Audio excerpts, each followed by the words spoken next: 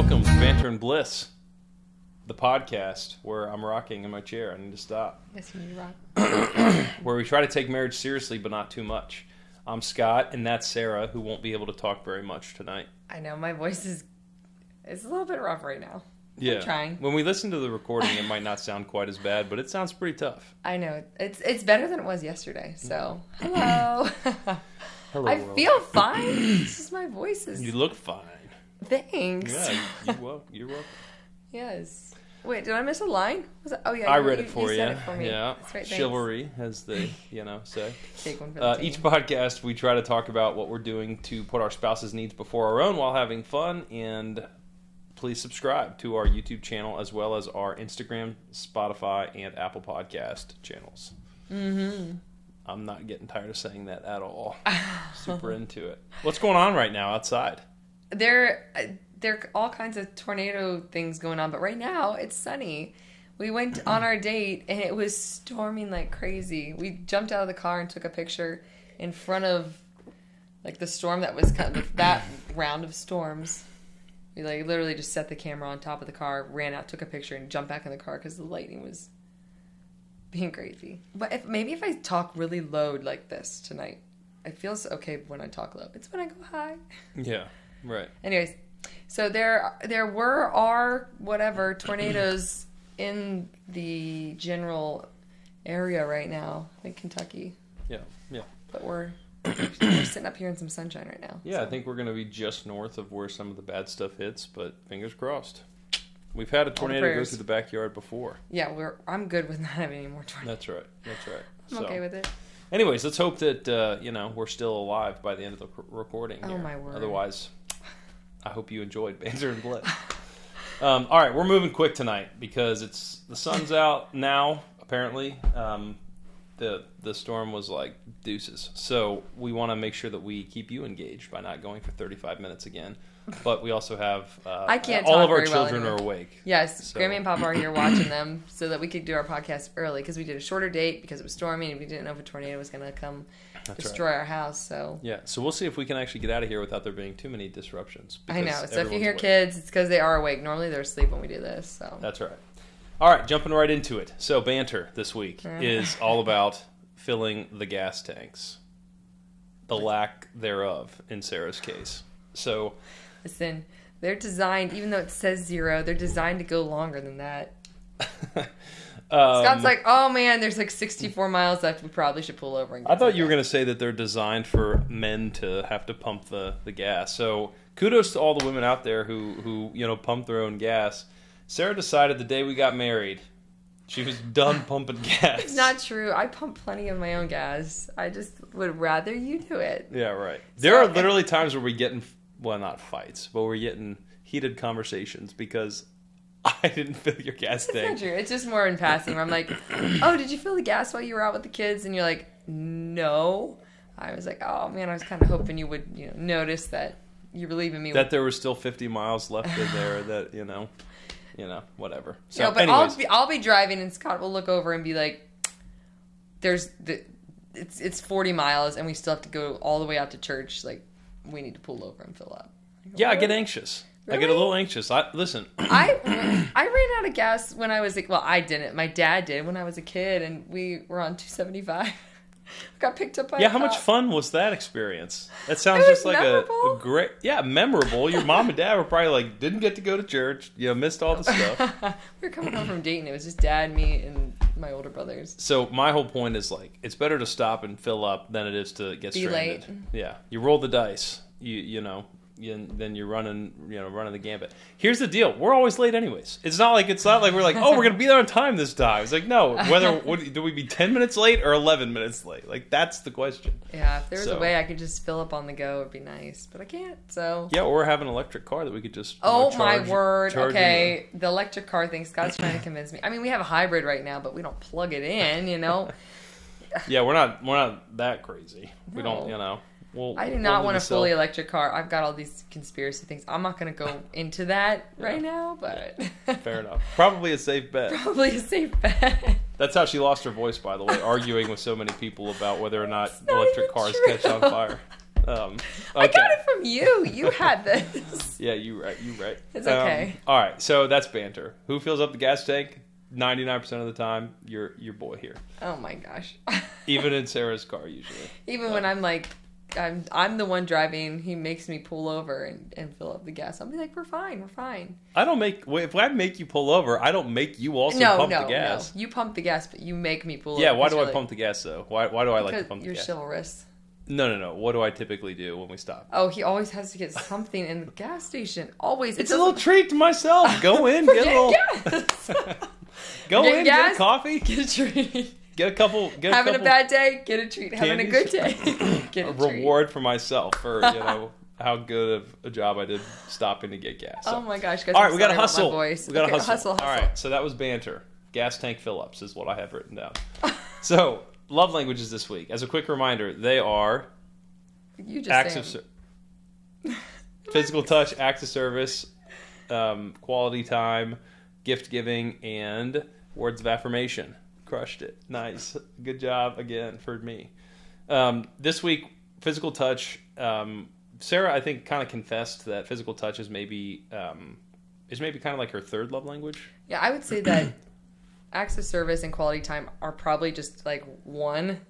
Like if there was a scale of 1 to 10, they would both be 10s, and physical touch would probably be a 9. Yeah, right. So this week we both on separate nights. So it's not like we did like one back rub and then the next, but we both gave each other just kind of back rubs to, I don't know, just kind of relax. It's been kind of a... Well, actually, I tweaked my back. The hazards of sleeping, I was asleep and then just woke up and I had... Hey, if you expect to turn 30, you look, you can't have it all. You turn 30 years old, you got to sacrifice a few things. I am more than 30 years old, but I get it. Things like sleeping, walking, sneezing. Standing up, I did something to my lower back and I was kind of a mess. And Scott gave me a massage last night. It felt a lot better, just like trying to work out whatever was going on. Yeah, lower back, I always go for like the legs, right? Yeah, like the upper back part of your leg, I think, has a lot lot of maybe nerves and impact stuff. there. I don't know, whatever it was like, wow, that feels a lot better. Yeah. Because anytime I would stand up, I was like, ouch. So that's right. So it was quality time, physical touch, and an act of service. So it was all three things. Look at you. Yeah, you shattered a glass because you were, in so much pain the other day, and I didn't mean to. I was coming into the house trying to carry too much stuff. Yeah, right. Back to our banter.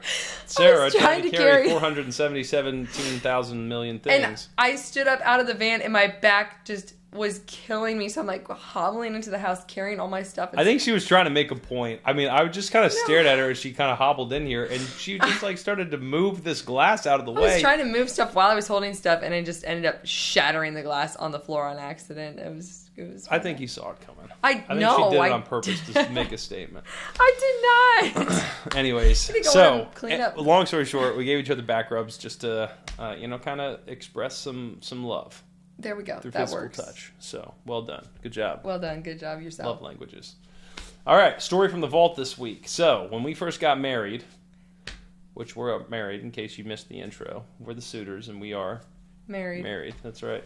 When we first got married, we had not 3 children, or 4 children for that matter. We had, what? Kittens. Actually, we were pregnant with Ford. These cats were born on our anniversary. Did you know that? Aw. So we got shout out to the Hendricksmans. They gave us... Shout out. Their 3 kittens, Heather, Snapdragon, and Lily.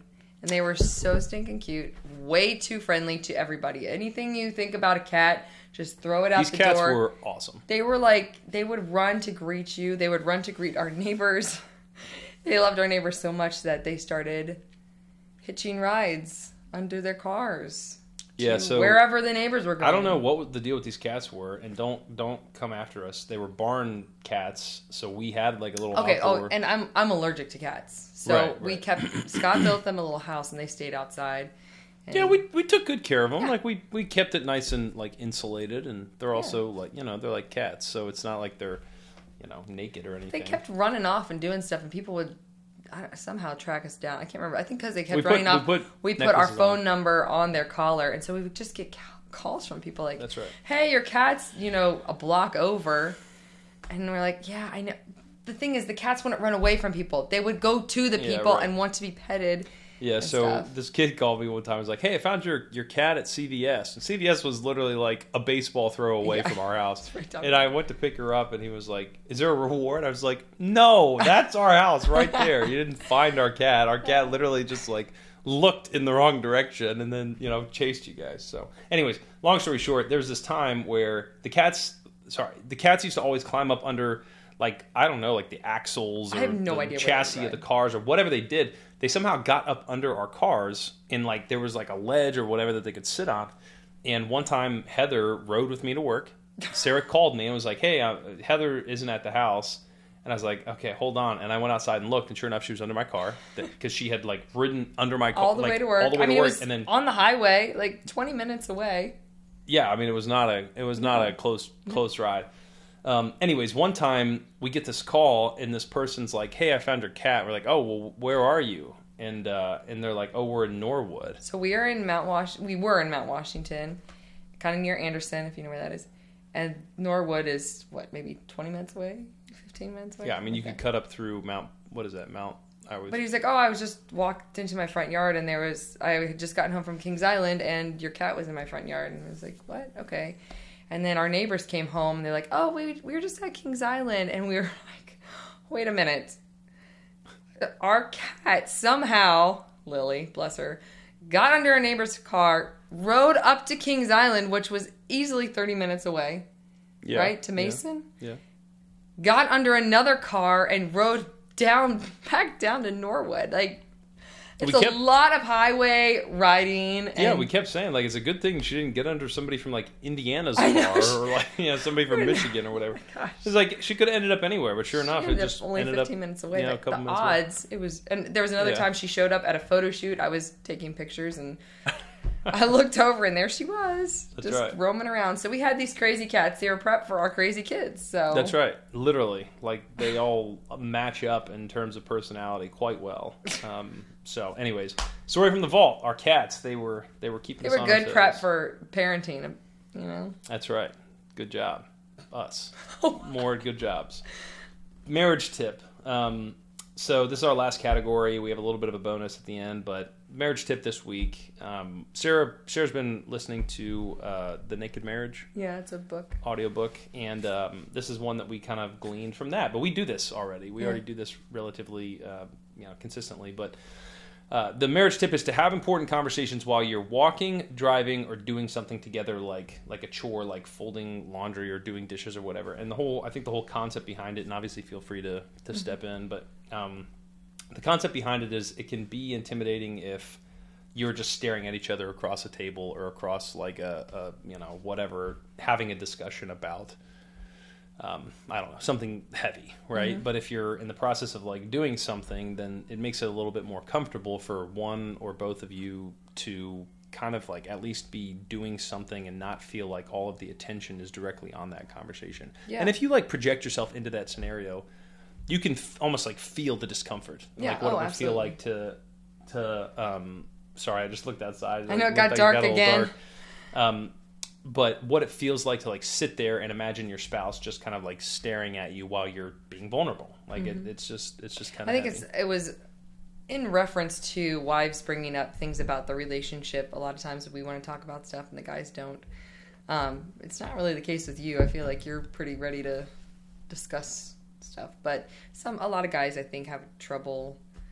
I don't know, when the wife is like, hey, we need to talk, it kind of scares them a little bit. Like, oh boy. Well, you're so direct with everything in a good way. You basically like, Sarah doesn't like to, we've talked about this, but she's like let's just get over it. Like, let's get through it as quickly as we can, which forces me to kind of like do all the talking. So Sarah will be like, what's the deal with this issue? Bam, and like slam it on the table. And then I kind of have to like, get it over with. I just have to kind of like have the conversation for both of us. But it's good because like, again, I struggled early in our marriage. There would be times where you'd be like, are you mad about something? And I'd be like, no, I'm fine or whatever. And I can still be a little bit like that, but I like to think that now I out of you. I was going to say, now I sometimes maybe come across a little too harsh, like a little bit more like... Well, sometimes you're like, this is going to come out. I'm like, I would rather you just say it, even though you think you feel like it's being like harsh or mean. It's usually not. I'm expecting like something way worse, and you're like, whatever. I don't even know. Yeah. I'd rather you just be honest and open and not worry so much about hurting my feelings. That's me personally. I'm sure there are plenty of other women who are like, no, be gentle, whatever. Yeah, I would just rather you tell me so I can like know what I'm working One of the with. many things that I love about you. That's right. that I can kind of communicate the way that I normally do. So that's the marriage tip, is to have important conversations while doing something. So if you have something you want to bring up with your spouse, maybe recommend going for a walk to talk about it. Yes, we love going for walks. We would do that, especially when we can, right? We can. Or driving or something along those lines. Yeah. So, all right. So we had a question come in this week. It's somebody that I've known for a long time, since I worked at Toys R Us. Shout out to Toys R Us and Craig. Going way back. When did you work there? I worked there when I was 18, and then I worked there again when I was 20 or 21. Okay. Yeah, a lot of people say like, "Oh, it's so cool that you worked at Toys R Us," and I'm like, "No, it's not." I'm just kidding. The people that I work with, I still have very fond memories of basically all of them. Mm-hmm.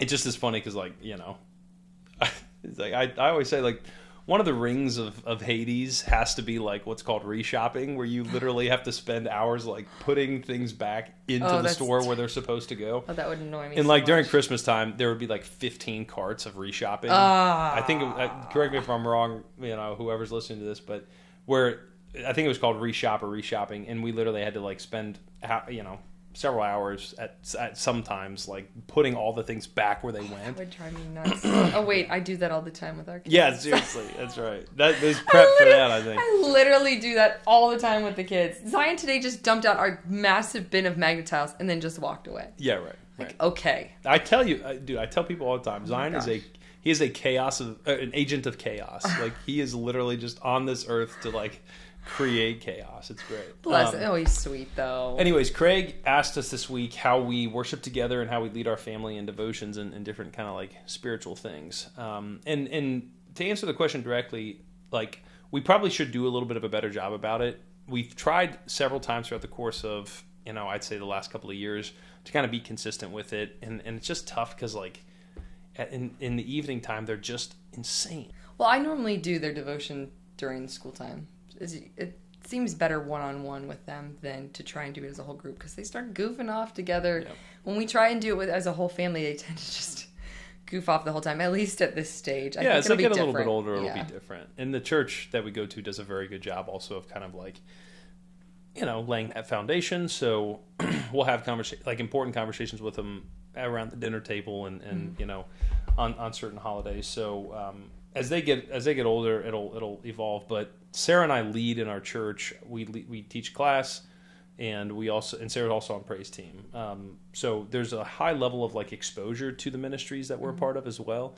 That we just hear. We've heard the statistics of how many children like leave the church when they graduate, when they move out of their house, and the difference of children who grow up in a home where the parents don't serve versus a home where the parents do serve. So we try to be really intentional about always serving. We've always felt called to serve since we've been together, and we talked about this a couple weeks ago. But Scott's usually more drawn to the teaching side, and I'm usually more toward the music side, whether it's singing or piano or even guitar. I did the guitar for a while. Yeah. So the way we typically worship together, Sarah and I, she's on praise team, so she's up on stage. So it's usually me in the crowd and her, up on stage at church when we actually worship. But we try to be intentional about teaching the children that worship doesn't always mean singing. It doesn't always mean, scripture reading. Sometimes it's through generosity and other things that you're called to. And so having those conversations with them in a very intentional way is something that we try to do as frequently as we ultimately can. And it is fun to watch them, like, when, at least in the children's church, they'll have different age groups come up to help lead worship, and I love watching our kids up there. They get into it. They really love, like, they're performers, man. Like they're little. They are about performers, but like they just really get excited. Our daughter is a performer. Yes, but like she's just so excited. Like, and Ford is like an MC. Like he like leads the whole crew. He's like making up magic tricks and jokes and all kinds of stuff up on stage. Like they're but you can tell that they enjoy, like they've seen how we worship and they enjoy it. And then Selah comes into church with us, and she's got her little hand up during the worship I'm sure there's music. a picture out there somewhere somebody's taken, but yeah, it's pretty sweet when our 18-month-old is like singing along to or listening along to the songs during worship time and has her hand in the air. Like it's something so else, sweet. man. So we try to be intentional about it. Sarah and I both serve, and we try to have the conversations with our children as frequently as we can about the importance of service. And we pray with our kids each night, That's right. and Scott and I pray together each night and each morning. Yep. So that's kind of that in a nutshell. Yeah. So. Yeah, so we're just trying to be a little bit more intentional about the time that we're spending in prayer together as well. So there you go. That's how we are worshiping together and how we're leading our family in devotions and things along those lines. So end on a serious note there, but this has been Banter and Bliss, the podcast where we try to take marriage seriously, but not too much. I'm Scott. I'm Sarah.